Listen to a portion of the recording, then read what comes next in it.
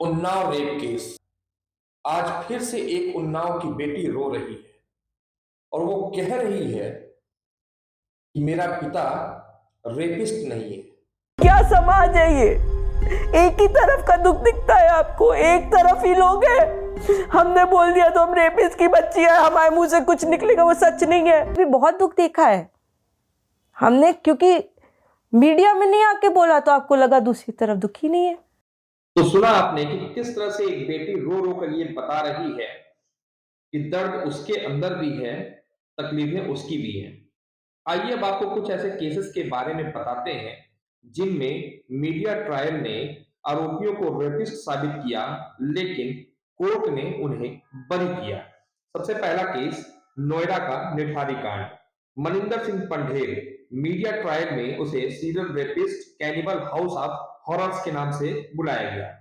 Final Allahabad high court ने पंढेर को बरी किया और टिप्पणी की कि सिर्फ संदेह, घृणा या जन भावना सजा का आधार नहीं हो सकती।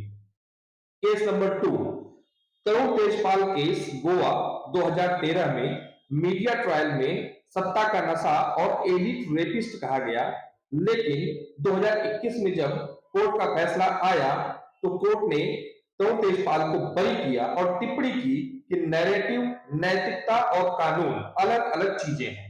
Case number 3, Delhi tour guide gang rape case 1996। दो टूर गाइड्स पर केस लगा विदेशी महिला के साथ शर्मनाक हरकत का।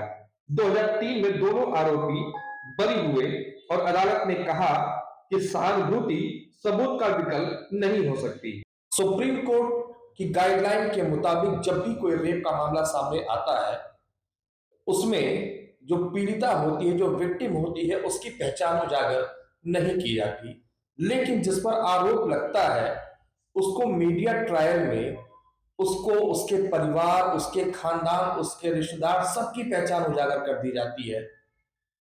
केस चलता है, उसके बच्चों को, उसकी पत्नी को, उसके परिवार को, समाज को, खानदान को किन किन जलालतों का सामना करना पड़ता है ये वही जानते हैं।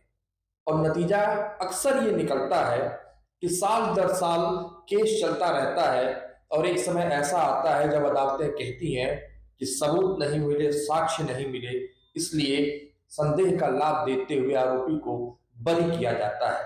लेकिन इन 7 से 8 सालों में कोर्ट के ट्रायल ने तो उसको बरी कर दिया, लेकिन मीडिया के ट्रायल ने उसको वाकई में रेपिस्ट बना दिया। आज कुलदीप सिंह सेंगर के साथ यही हो रहा है।